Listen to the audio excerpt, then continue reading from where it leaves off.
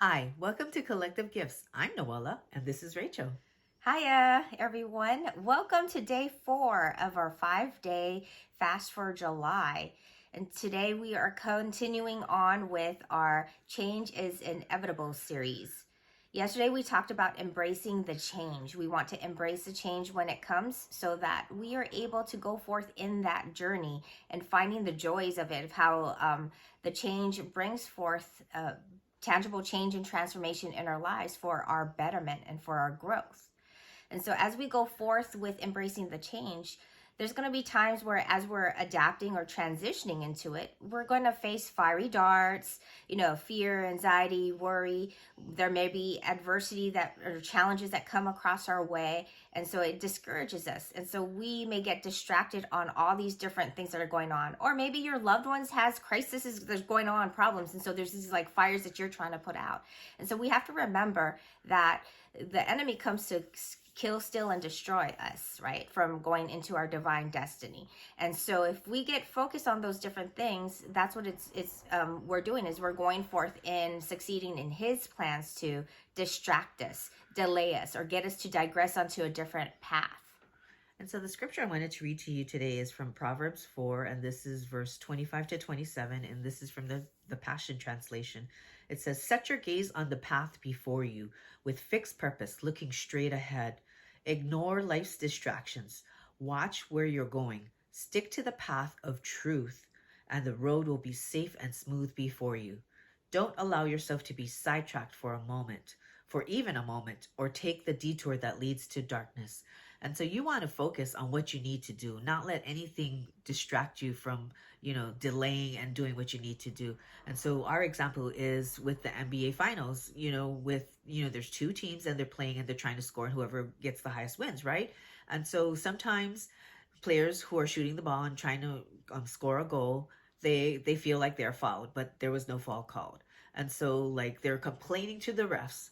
Whereas what is the opposition doing? They're running across to their goalpost and they're going to score. And so, that happened a few times where, they were not fully opposed. And so they got some easy scores. And so because the players who were, shooting beforehand were complaining, they weren't focusing on the task at hand. So that allowed the enemy to, or not the enemy, the opposition to score and, do even better than what they could have done had that player been, defending the basket. And so that's true. We don't want to get distracted on the little things. We want to be focused on the task at hand and focus on the big scheme of things of what God is doing in our life. And so each of us, we have a purpose. We have gifts that are meant to be used. We are all going forth in changes in life. And when we go from changes in each season, it always propels, right? It always elevates, it always levels up. So we can't be operating in the ways of the previous level or previous season. We have to make some modifications, adaptations, and be flexible.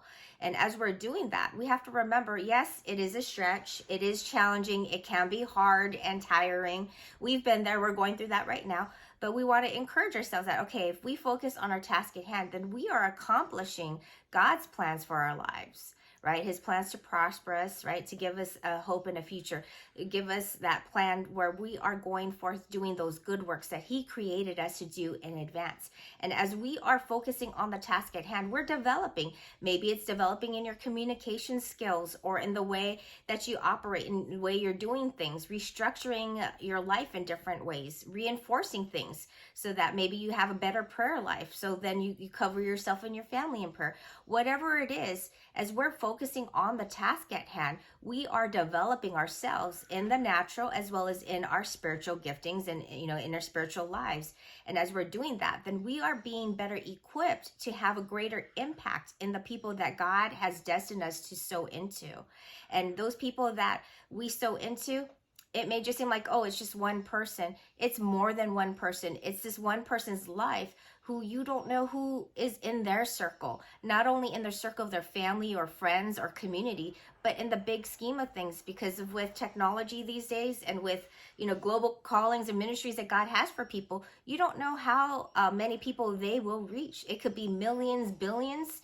through technology, it can also be for many generations to come because of the works that they do, because you focused on yourself so that you could pour into them. And so, know that your life and your ministry, even if it's just that one person, can make a difference in this world.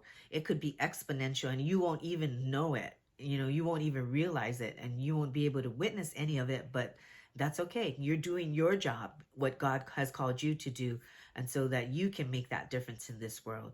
So embrace that change and stay focused. On the task at Yeah. hand. Yes. Thank you all for joining us today. God bless you, and we will see you tomorrow for day 5. Until then, Shaloha.